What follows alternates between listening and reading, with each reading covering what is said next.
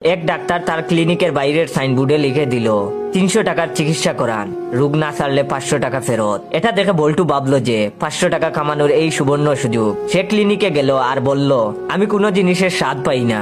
তখন ডাক্তার নার্সকে বললেন, বাক্স থেকে 22 নম্বর ঔষধ বের করো আর 3 ফুটা খাইয়ে দাও। নার্সও তাই করলো। বল্টুর মুখে দিতেই বল্টু বলল, এটা তো পেট্রোল।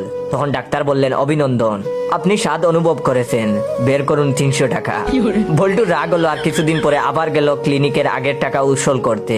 এইবার বল্টু ডাক্তারের কাছে গিয়ে বলল, স্যার, আমার স্মৃতিশক্তি কমজোর হয়ে গেছে। তখন ডাক্তার বললেন, বাক্স থেকে 22 নম্বর ওষুধ বের করো আর 3 ফুটা খাইয়ে দাও। 22 নম্বর বাক্সের কথা শুনেই বল্টু বলল, কিন্তু ওই ওষুধ তো জিহ্বার স্বাদ ফেরাবার জন্য।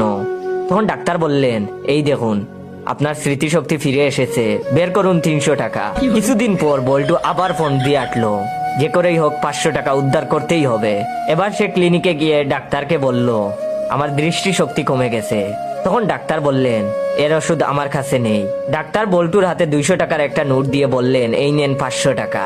এটা দেখে বল্টু বলল, এ তো 200 টাকা।